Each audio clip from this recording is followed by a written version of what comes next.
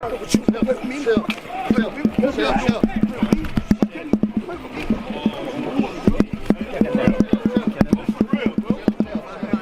everybody coming together and saying, oh, we're going to watch a freak show. This is what this is.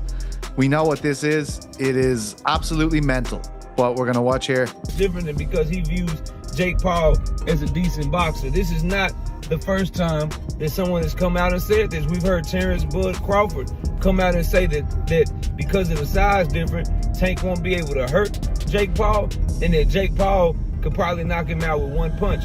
Floyd Mayweather reportedly stormed the stage at the Jake Paul versus Gervonta Tank Davis press conference, and things got heated fast. Tension exploded as both camps traded words, showing just how personal this fight has become. What started as hype now feels like a real grudge match, and Mayweather's warning to Jake added even more fire before the showdown. Just showing up. Honestly, I'm gonna knock him out. You know, he has a lot of flaws in his defense, and I'm gonna expose him. You know, look what a 135 Lamont Roach did to him, and it's just gonna be so much fun for me. I'm so glad that God gave me this moment. I'm Gervonta Tank Davis. Many critics have written off Jake Paul versus Tank Davis as pure spectacle, but not everyone agrees. Ariel Helwani compared it to MMA crossovers, pointing out that fans love experimental matchups in the octagon, yet bash them in boxing. He called out that double standard, saying this fight might not honor boxing tradition, but it's undeniably entertaining and gets people talking. A little bit closer, maybe 200 to 150, how much bigger can Tank get? Why would that be somewhat celebrated in MMA, but in boxing it isn't? Do you know what I mean, Pizzi? In MMA, like, we sort of love the freak shows, but in boxing they don't. Why do you think that is? What does that say about us in MMA? Well, we're a sick bunch of fucks, there's no doubt about that. But I will say... You agree, right, or no? Yeah, like, the idea of the MMA freak show is everybody coming together and saying, oh, we're going to watch a freak show. This is what this is. We know what this is. It is absolutely mental, what we're going to watch here.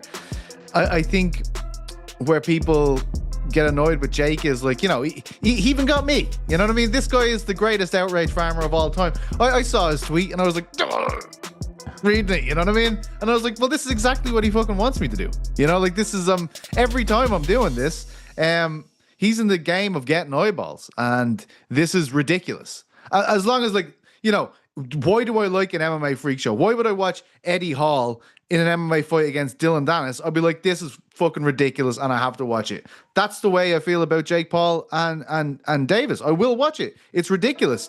You know what I mean? It's all of us getting together to go to the circus for the evening.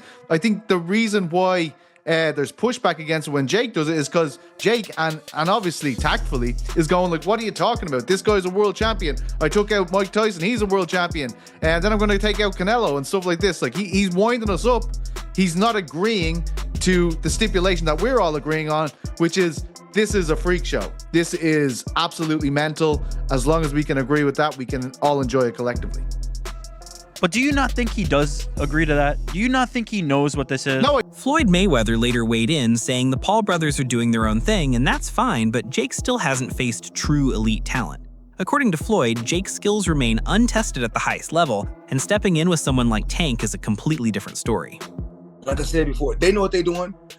Both brothers. Logan as well as Jake, they know what they're doing, so. The matchup between Gervonta Davis and Jake Paul has split the boxing world.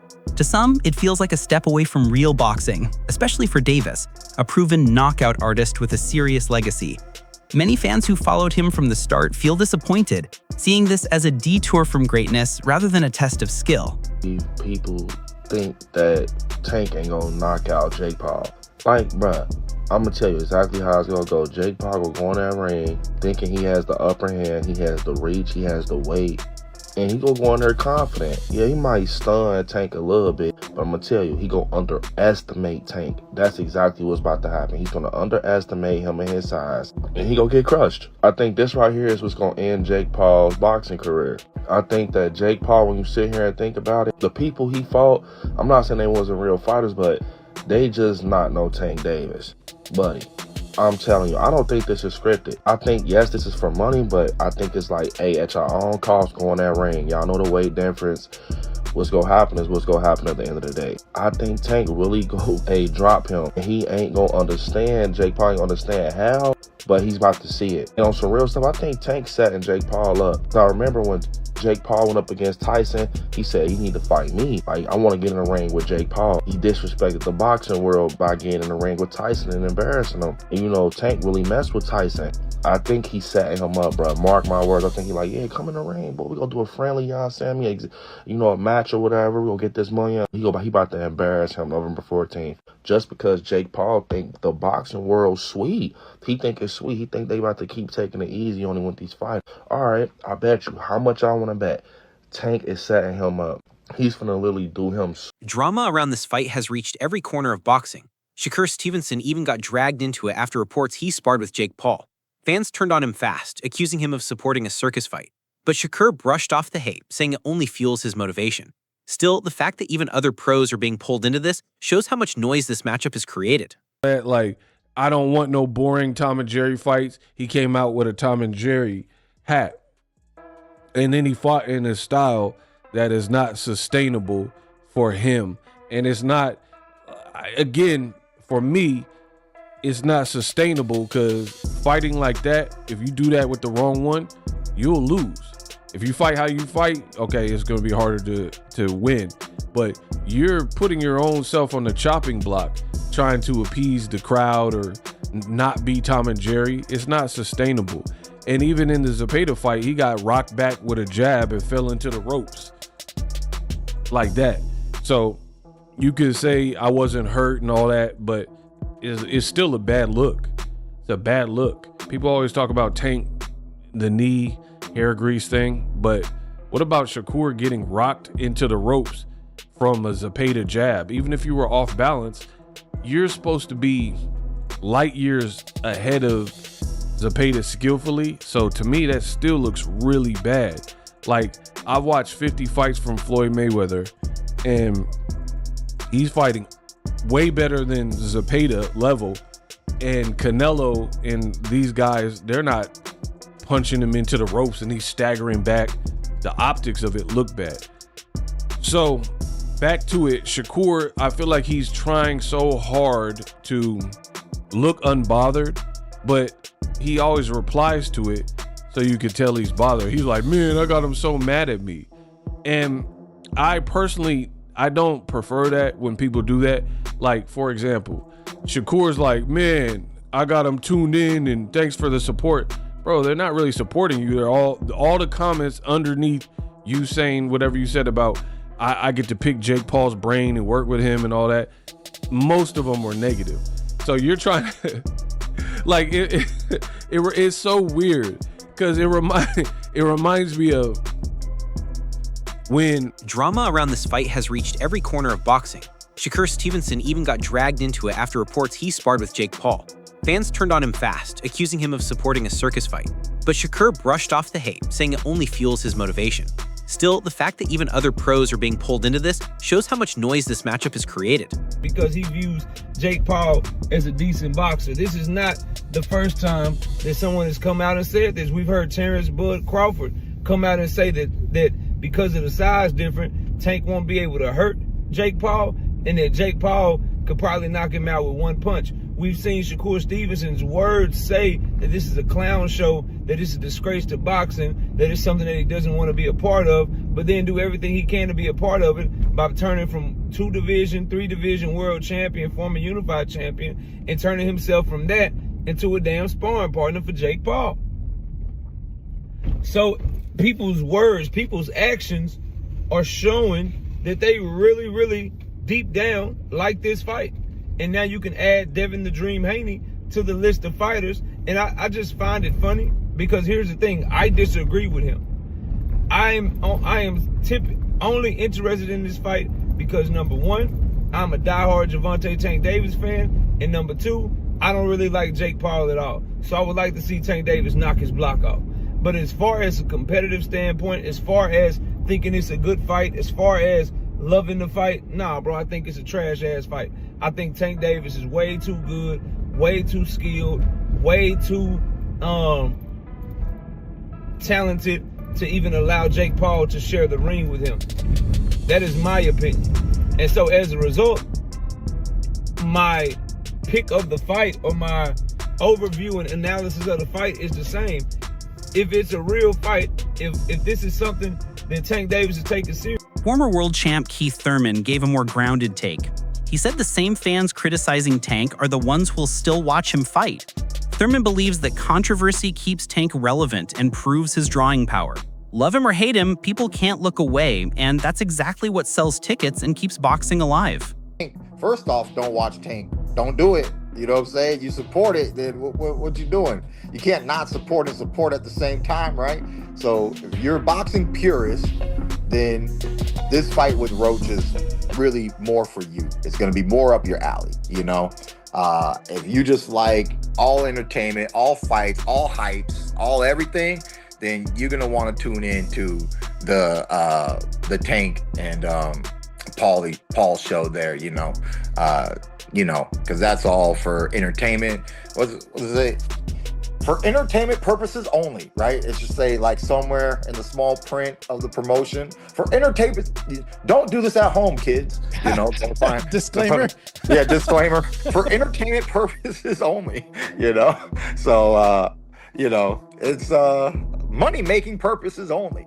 Former world champ Keith Thurman gave a more grounded take. He said the same fans criticizing Tank are the ones who'll still watch him fight. Thurman believes that controversy keeps Tank relevant and proves his drawing power. Love him or hate him, people can't look away, and that's exactly what sells tickets and keeps boxing alive. Problem with boxing, Tank Davis is. Jake Paul's doing exactly what he's supposed to do. He's a Disney Channel kid, YouTube star turned boxer. Of course, he's gonna make these stupid spectacle matchups. He doesn't care about his career, his legacy, or the sport. Meanwhile, we have Tank Davis, the heir apparent to Floyd Mayweather and Adrian Broner, who has real talent. And if he was actually consistent in the ring and was willing to get in with some of the best fighters in the world, he could be top 3 pound for pound best fighters in the sport. But instead, Tank just wants to hold up his division for 5 years and make a mockery of the sport, especially with this fight. I know Tank Davis multiple times has said he only cares about the money and just wants to make $100 million and go retire off an island somewhere, but that's bad for the sport, especially coming from one of our sport's biggest superstars. Look at guys like Naoya Inoue, Alexander Usyk, Terrence Crawford. Those guys are real fighters, okay? They challenge themselves against the best fighters in the world. And money comes their way too from it. Don't get it twisted. What's crazy is Tank would make just as much money if he fought Shakur, Devin Haney, even Teofimo Lopez. The biggest tragedy of all is the fact that Lamont Roach isn't getting his rematch. He got robbed in that fight with a knockdown. He definitely would have won the split decision, and he would have got his Buster Douglas moment, but he didn't, and now he can't even get a rematch because Tank is going to do this, and now Lamont Roach has to fight Pitbull Cruz instead. I used to be such a big Tank Davis fan, but over the last year and a half that I've had this channel, the amount of BS that I've had to report on Tank Davis just like this completely turned me off as a fan of Tank Davis. Jake Paul can do his thing with the influencers, with the MMA fighters, but with boxers... Analysts say this fight doesn't fit normal boxing standards. It's stuck between sport and entertainment, a hybrid event meant to pull in massive audiences. These crossover fights are becoming common, but many fear they water down boxing's integrity. What makes this one stand out is that both men are still active competitors, not retired stars chasing one last... With fighters pretty much in their prime. But other than the size mismatch, most people are wondering why has Tank taken this fight, and those were the first questions targeted to Tank in this presser, because usually these sorts of bouts are relegated to the latter part of your career. And for most Gervonta Davis supporters, they thought they would get the big fights next, the Shakurs. They didn't think he would be fighting Jake Paul. Although Tank tried to push it off as fans should just be happy watching the sport and hey, haters will be haters, I think that's quite unfair to the people who have been loyal supporters of him and honestly have paid his bills. He tried to compare the level of criticism he gets to the likes of Mayweather, but the difference is with his mentor Floyd, he really did fight a lot of champs in their prime. Has Tank? Well, not really. The most of the Ryan Garcia fight, and the only reason he took that and all fighters, the fights people have truly wanted to see just have never been. If the likes of Crawford never fought Spence or Usyk never fought Fury or Joshua, the reason why fighters like them are applauded is because generally they take on whatever challenge is in front of them. Tank instead, his whole career has bobbed and weaved around the most significant challenges that the people actually want to see, unless he has everything. Tank's longtime trainer, Calvin Ford, says the fight still makes sense. He's confident in Tank's ability to handle bigger opponents through speed, timing, and ring IQ. Analysts agree. Davis's precision and defense could neutralize Jake's size and power. It's skill versus strength, brains versus brawn. The closer fight night gets, the more divided fans become. Some say it's meaningless, others call it revolutionary. But either way, everyone's watching. Interesting comment there that they were getting ready for the Roach rematch, and then this fight was, he said they got blessed with this fight, but this fight came through. So the plan was actually to go and rematch Lamont Roach, which is something that I think he should have done. I think they for Tank's legacy, for, just the sanctity of pro boxing when it comes to a world champion and what they do with that world championship belt, I think he should have taken the Lamont Roach rematch. It seems like they were going to, but the obvious reason that everyone I think knows why they didn't is because Netflix and a Jake Paul fight come with a massive bag. Like, there's probably no comparison to what Tank will make to fight Lamont Roach or anybody else compared to Jake Paul. Whether you like that or not, it's the truth. He is a money fight, and so is Tank. And that's why they're going to do a shit ton of viewers on Netflix and why they're going to both make a shit ton of money. So the point I want to take away from that is that they were starting to get their minds and body ready for Lamont Roach, which means that Tank was in somewhat of a serious pre-camp, right? Somewhat of a serious, workout regimen, getting himself in shape. Not that Tank is super out of shape out of camp. I don't know that. But this means that he was mentally preparing for a fight regardless. It's not hopping off the couch Tank, which is not what you want to see even against Jake Paul, because the least serious you take Jake, and I've said this about everybody that's fought him, the ones that don't take him serious, the ones that say he's a YouTuber and everything else, they end up losing, or they end up looking like, oh, wait a second, this guy was a little better than I thought. They end up either getting taken by surprise or actually sometimes losing because they don't realize that Jake actually takes it serious. So this is good to hear. Just already right off the rip, they were already doing something. Surprise. So tell me, when did you hear about this? They've been going back and forth for years. Tank and Jake, they've been going at it for years, and it would have happened sooner, you know what I'm saying, but we have hiccups in life. That's what I call it, hiccups, but they lessons to learn from. But we back on track, and we're keeping it moving. When you heard about the fight, were you like, wait, what? Like, we're doing what? Actually, when I heard about the fight, they called me and said, what you thought about the fight? I said, the fight doable. You know what I'm saying? Because I watched Tanky for years, and I watched other young men and gyms, deal with big guys. You know what I'm saying? Yes, he's big. To me, it's like Jake having his first open fights. If anybody know about the amateurs going open, then you go pro. So, he's great. That's it for today's video. What do you think? Is Tank taking a smart risk or stepping into the wrong fight? Drop your thoughts below and don't forget to subscribe for more updates. Until next time,